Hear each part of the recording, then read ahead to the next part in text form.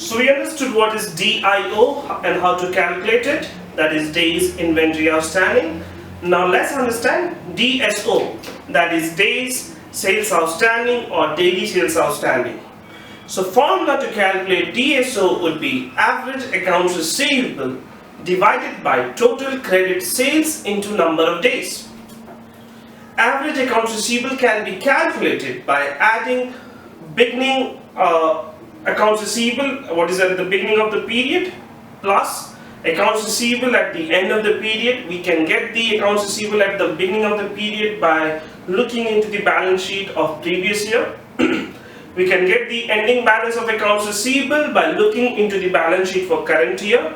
If we add both the accounts receivable and divide it by 2, we can get the average accounts receivable divided by total credit sales during the year. Out of total sales, we need to extract what is the credit sales.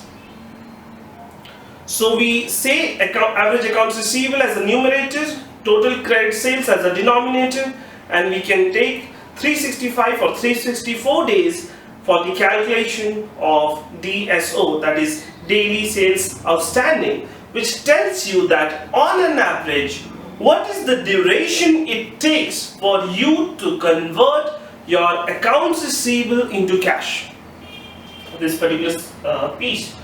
So when you're doing your sales, your accounts receivable is getting created.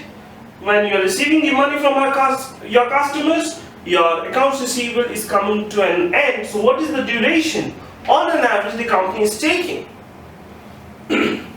So we use this formula for DSO, average accounts receivable divided by total credit sales into number of days. Now next would be DPO, that is days payable outstanding. So on an average, what time you take to make payment to your vendors for the goods and services you are purchasing on credit. To calculate that, your formula is ending accounts payable, that is what is the accounts payable in the current year balance sheet would be your ending accounts payable, divided by cost of sales, that is cost of goods sold. I told you the formula to calculate cost of sales or cost of goods sold would be opening inventory plus purchases minus closing inventory, or opening stock plus purchase minus closing stock would give you your cost of sales into number of days. So by this you have calculated what the company takes on an average, what duration the company takes on an average to make payment to the vendors from whom we have procured goods on credit. So now we know what is our DIO, we know what is our DSO, and we know what is our DPO. So cash cycle can be calculated by adding DIO and DSO and subtracting the DPO. So we add days inventory outstanding, we add days sales outstanding, and we subtract days payable outstanding. Now let's see what are the components of cash conversion cycle or cash cycle. So the components that are involved in cash cycle is cash and cash equivalent. 2. Accounts payable in terms of amount. 3. Inventory in terms of amount. And 4. Accounts receivable in terms of your amount. So we have these 4 components in our cash conversion cycle. Now let's see what would be the ideal situation or ideal cash cycle. Any organization tries its best to have minimum cash cycle, and every organization would dream to achieve negative cash cycle. The lesser is the cash cycle, is more beneficial for the organization.